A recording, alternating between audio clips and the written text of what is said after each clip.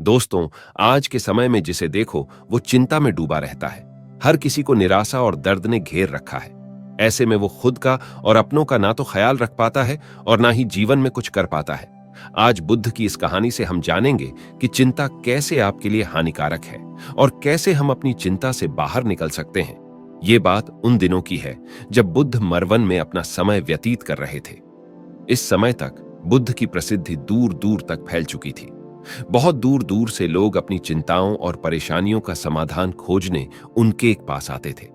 ऐसे ही वन दिन जब बुद्ध मरवन में अपने शिष्यों को प्रवचन दे रहे थे, तो एक अधेड़ उम्र का व्यक्ति अपने 20-21 वर्ष के पुत्र को अपने साथ लिए बुद्ध की तरफ चला आ रहा था।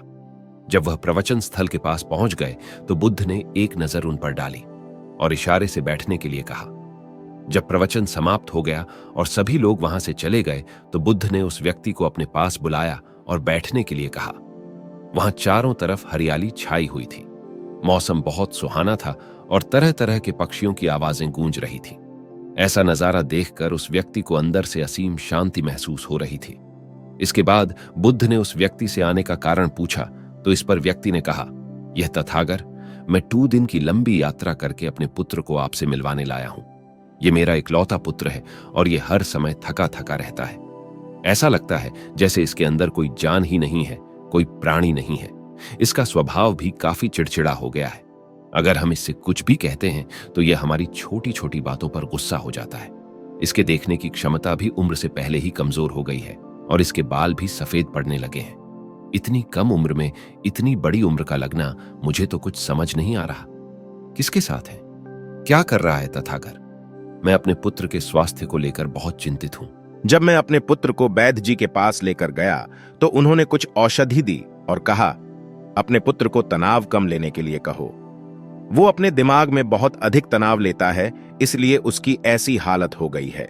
लेकिन मुझे उनके बहुत समझाने के बाद भी तनाव का मतलब समझ नहीं आया। मुझे नहीं पता कि तनाव होता क्या है, ये किन कारणों से आता है और उसे कैसे अपने पुत्र के दिमाग से निकालूं। लेकिन मुझे सबसे पहले तो ये समझना है कि तनाव होता क्या है। इसीलिए तथागत मैं आपके पास आया हूं। कृपया आप मेरी समस्या का समाधान कीजिए। यह सुन बुद्ध उसके पुत्र को बड़े ध्यान से देखते हैं। उसके चेहरे को देखते हैं, उसकी आंखों को देखते हैं और फिर उसके हाथों की नब्ज को भी देखते हैं। ये सारी विधि करने के पश्चात बुद्ध उस व्यक्ति से कहते हैं, तनाव लेना तो कोई नहीं चाहता, लेकिन फिर भी यह तनाव लोगों के दिमाग को दीमक की तरह पकड़ लेता है और व्यक्ति जान भी नहीं पाता कि वह तनाव में जी रहा है। लेकिन अगर व्यक्ति तनाव के कारणों को अच्छे से समझ लेता है और तनाव के बारे में कोई ऐसा पैमाना बना लेता है जिससे वह जान सकें कि वह कितने तनाव में है, तो वह इस समस्या का समाधान भी खोज सकता है। सबसे पहले तो तुम ये समझो कि तनाव होता क्या है। जब भी कोई व्यक्ति कोई काम कर रहा होता है लेकिन उसका मन कहीं दूर भटक रहा होता है, कल्पनाओं में होता है, तो उसके शरीर और मन के बीच एक दूरी पैदा हो जाती है। यह दूरी जितनी अधिक होगी, व्यक्ति उतनी ही ज्यादा बेहोशी की अवस्था में होता है और शरीर व मन के बीच की इसी दूरी, इसी खिंचाव को तनाव कहा जाता है। आखिर कोई पसंदीदा खेल खेलने के बाद व्यक्ति चुस्ती और प्रसन्नता से क्यों भर जाता है, जबकि उसने तो अपने शरीर को थकाया है। लेकिन समझने वाली बात यह है कि खेलते समय मन और शरीर एक साथ पूरी तरह से उस खेल में केंद्रित होते हैं, जिससे शरीर और मन के बीच दूरी पैदा नहीं होती और कोई तनाव पैदा नहीं होता। और अगर दिमाग में कोई तनाव था भी तो वो भी दूर हो जाता है। लेकिन इसके विपरीत जब हम कोई ऐसा काम करते हैं जो हमें पसंद नहीं है, तो हमारा ससुर तो उस काम को कर रहा होता है, लेकिन हमारा मन कहीं दूर कल्पनाओं में भटक रहा होता है, जिससे शरीर और मन के बीच एक दूरी पैदा हो गई और तनाव ने जन्म ले लिया। इसीलिए व्यक्ति को एक समय पर सिर्फ एक ही काम करना चाहिए और अपने तन और मन की सारी शक्ति उसी एक काम पर लगा देनी चाहिए, जिससे व्यक्ति के अंदर तनाव पैदा ही ना हो। इसके बाद बुद्ध ने कहा, तनाव पैदा होने के मुख्य 8 कारण होते हैं और जिसने इन कारणों को समझ लिया वो जीवन भर तनाव मुक्त रह सकता है। मुख्य कारणों में सबसे पहला कारण है अति महत्वाकांक्षी होना। महत्वाकांक्षी होना अच्छी बात है, लेकिन क्या कभी आपने इस बात पर ध्यान दिया है कि इंसान के लक्ष्य कभी पूरी ही नहीं होते। उसका एक लक्ष्य पूरा हुआ नहीं कि वह दूसरे की तरफ भागने लगता है, दूसरा पूरा हुआ तो तीसरे की तरफ, और इस तरीके से वो अपने लक्ष्यों को पाने के लिए जिंदगी भर गोल गोल घूमता रहता है। इसीलिए जो व्यक्ति अति महत्वाकांक्षी होता है, जिसने बड़े बड़े लक्ष्य बनाए होते हैं, वह वर्तमान में कभी रह ही नहीं पाता। उसका मन सदैव भविष्य की योजनाएं बनाने में ही व्यस्त रहता है। उसका शरीर तो वर्तमान में रहता है, लेकिन भविष्य में ही रहता है, जिससे मन और शरीर के बीच दूरी पैदा हो जाती है और वह तनाव भरी जिंदगी जीने लगता है। बुद्ध के मुंह से यह बात सुन उस लड़के ने कहा, बुद्ध, तो फिर इसका मतलब है कि हमें लक्ष्य नहीं बनानी चाहिए, क्योंकि लक्ष्य बनाना भी तो महत्वाकांक्षा ही है। इस पर बुद्ध ने कहा, जीवन में लक्ष्य बनाना कोई गलत बात नहीं है, लेकिन समस्या तब उत्पन्न होती है जब वो अपना पूरा ध्यान उस लक्ष्य से मिलने वाले परिणाम पर ही लगा देते हैं और उसके परिणाम की चिंता करते रहते हैं। व्यक्ति को वर्तमान में जीना आना चाहिए। आप लक्ष्य बनाइए और उस लक्ष्य की प्राप्ति के लिए कड़ी मेहनत करिए, लेकिन साथ ही साथ आपको इस बात का भी ज्ञान होना चाहिए कि आप अभी वर्तमान में जी रहे हैं और वर्तमान ही सत्य है। बुद्ध ने आगे कहा, तनाव का दूसरा सबसे बड़ा कारण है ईर्ष्या। जब व्यक्ति ईर्ष्या और जलन से भर जाता है तो उसका मन अंदर से सड़ने लगता है। ईर्ष्या एक आंतरिक घाव है। आंतरिक घाव यानी मन का घाव व्यक्ति के शरीर का घाव तो भर सकता है, लेकिन मन का घाव कभी नहीं भर सकता। इसीलिए व्यक्ति को दूसरे की खुशी और तरक्की से कभी ईर्ष्या नहीं करनी चाहिए, क्योंकि तनाव का कारण है। इसके बाद बुद्ध ने तनाव का अगला कारण बताते हुए कहा कि आरुषिपूर्ण काम करने से भी मन में तनाव पैदा होता है। जो काम करना हमें पसंद ही नहीं है, जिसका में हमारी रुचि ही नहीं है, उस काम में हमारा मन लग ही नहीं पाएगा। हमारा शरीर तो वही बैठा रहेगा, लेकिन हमारा मन कल्पनाओं की उड़ान भरेगा, जिससे शरीर और मन के बीच दूरी पैदा हो जाती है और व्यक्ति तनावग्रस्त हो जाता है। इसीलिए इंसान को हमेशा अपनी रुचि के अनुसार ही कार्य करनी चाहिए। अगर व्यक्ति ने यह पता कर लिया कि उसे कौन सा काम करना पसंद है और वो उसी काम को अपने जीवन का लक्ष्य बना लेता है, तो फिर वो काम उसके लिए काम नहीं बल्कि खेल बन जाता है।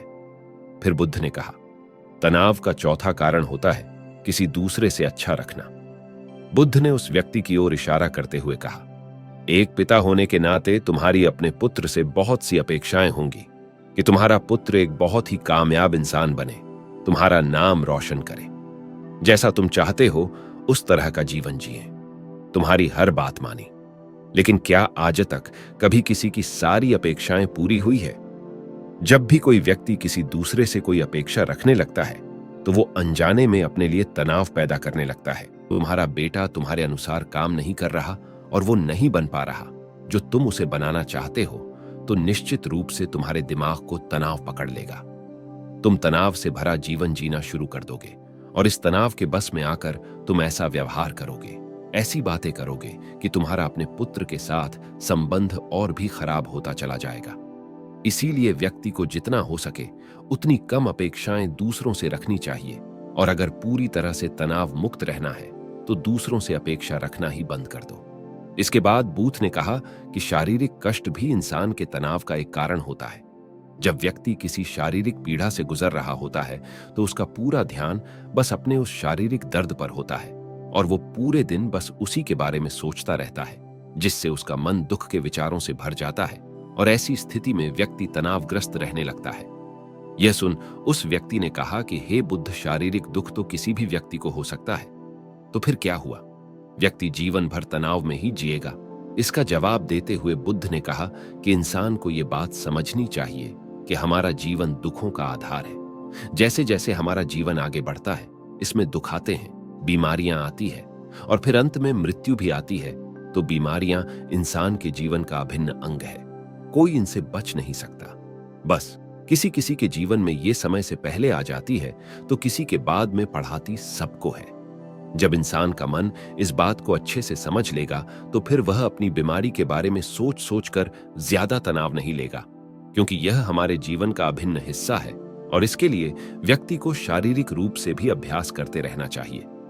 अपने जीवन में व्यायाम और स्वस्थ जीवन शैली को भी जगह देनी चाहिए ताकि उसका शरीर लंबे समय तक निरोगी रहकर सही से काम कर सके। तनाव का अगला कारण होता है अपनी योजनाओं को समझने के लिए समय न देना। कुछ लोगों के दिमाग में कोई विचार आया नहीं है कि वो बिना सोचे समझे उस पर काम करना शुरू कर देते हैं, और जब उस काम में उन्हें असफलता मिलती है तो वह तनाव से भर जाते हैं, क्योंकि उन्होंने उस काम को शुरू करने से पहले उसके बारे में पूरी जानकारी इकट्ठा नहीं की थी। इंसान को कोई भी काम शुरू करने से पहले उसके अच्छे और बुरे परिणामों के बारे में ठीक से सोच विचार कर लेना चाहिए। इंसान को इस बारे में भी सोच लेना चाहिए कि अगर ये योजना सफल नहीं हुई तो फिर इसके बाद मैं क्या करूंगा। इसलिए व्यक्ति को अपनी योजनाओं को ठीक से समझने के लिए पूरा समय देना चाहिए, ताकि बाद में उस योजना की वजह से तनाव पैदा ना हो। तनाव का 7वां सबसे बड़ा कारण होता है टाल मटोल करना, आज के काम को कल पर टालना। आप लोगों ने यह कहावत तो सुनी होगी कि आलसी इंसान के शरीर का सबसे बड़ा शत्रु है। इंसान आलस्य की वजह से आज के काम को कल के लिए टाल देता है और फिर काम को टालना उसकी आदत बन जाती है। काम को कल पर टालने वाले व्यक्ति का काम कभी भी समय पर पूरा नहीं हो पाता, और अगर किसी तरह से पूरा हो भी जाता है तो वह उतना अच्छा नहीं हो पाता जितना अच्छा उसे किया जा सकता था, और फिर यह बात व्यक्ति के अंदर तनाव पैदा करती है। लेकिन काम को टालना या काम को एकदम अंत समय पर करना एक आदत है। इसीलिए व्यक्ति ना चाहते हुए भी बार बार अपनी इस आदत का शिकार बन जाता है और काम को टालता रहता है, और फिर जब काम की समय सीमा पास आ जाती है तो वह तनाव से भरकर काम को पूरा करने का प्रयास करता है। इसीलिए तनाव मुक्त रहने के लिए व्यक्ति को काम को टालने की आदत छोड़नी पड़ेगी, और यह तभी संभव है जब व्यक्ति काम को समय से पहले खत्म करने का निश्चय करे। सबसे आखिरी और सबसे प्रमुख कारण जो तनाव का होता है वो है ज्यादा सोचना। लगातार सोचते रहना भी एक बीमारी है, और यह उस व्यक्ति में सबसे ज्यादा पाई जाती है जो कपोल कल्पनाएं करता है, जो अतीत की घटनाओं और भविष्य की बातों के बारे में सोचता रहता है, जो बेवजह के अनुमान लगाता रहता है। इसीलिए व्यक्ति को ज्यादा सोचने की आदत पर लगाम लगाना चाहिए। इसके लिए जितना हो सके खुद को काम में व्यस्त रखना चाहिए, और हर दिन ध्यान का अभ्यास करने को अपने जीवन का हिस्सा बना लेना चाहिए। बुद्ध के मुंह से यह सारी बातें सुनकर उस व्यक्ति ने हाथ जोड़कर कहा, बुद्ध मेरा पुत्र तो अभी मात्र 20 वर्ष का ही है, और इसमें अभी इतनी समझ भी नहीं है कि यह आपकी बताई सारी बातों का एक साथ पालन कर सके। आप कृपया करके तनाव मुक्त रहने का कोई आसान सा तरीका बता दें, जिससे मेरा बेटा उसका अनुसरण भी कर सके और तनाव मुक्त भी रह सके। उस व्यक्ति की यह प्रार्थना सुन बुद्धि ने कुछ सोचते हुए जवाब दिया, अगर तुम इतनी सारी बातों का पालन नहीं कर सकते तो इसके लिए एक बहुत ही आसान विधि है। तुम एक बार मैं एक काम को करने पर ध्यान लगाओ भी काम कर रहे हो, उस समय पर सिर्फ उसी काम को करो, सिर्फ उस पर ही अपना पूरा ध्यान लगाओ, और अगर तुम्हारा मन इधर उधर भटक जाता है तो जैसे ही तुम्हें याद आए उसे वापस फिर उसी काम में लगा दो। यह सबसे आसान और अच्छा तरीका है तनाव मुक्त रहने का।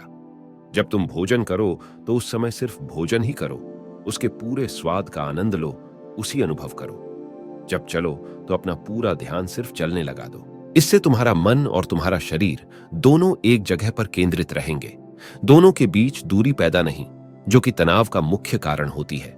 दोस्तों, आज की युवा पीढ़ी एक ही समय पर 2-2-3-3 काम करने के आदी हो चुकी है, जैसे फोन पर बात करते हुए गाड़ी चलाना, खाना खाते हुए टीवी देखना, ये फोन चलाना, और फिर इनकी शिकायत रहती है कि मैं तनाव में जी रहा हूं, मेरा मन शांत रहता है, मैं चिड़चिड़ा सा हो गया हूं। जब कोई व्यक्ति एक ही समय पर 3-3 काम करेगा तो तनाव पैदा होना तो स्वाभाविक है, क्योंकि दिमाग तो एक समय पर पूरा ध्यान लगाकर सिर्फ एक ही काम कर सकता है। पूर्ण रूप से एक ही समय पर 2 कामों पर ध्यान कभी नहीं लग सकता। इसीलिए जहां तक संभव हो सके एक समय पर सिर्फ एक ही काम करने का प्रयास करें, वो भी पूरे ध्यान के साथ। दोस्तों, आशा करता हूं कि आपको इस स्टोरी से काफी कुछ सीखने को मिला होगा। धन्यवाद। ऐसे ही बुद्ध के उपदेश को सुनने के लिए आप हमारे चैनल को लाइक और सब्सक्राइब कीजिए, और हां, अपने दोस्तों, रिश्तेदारों में वीडियो को शेयर करना बिल्कुल भी ना भूलिए, जिससे उन्हें भी अपना जीवन जीने का सही मार्ग मिल सके।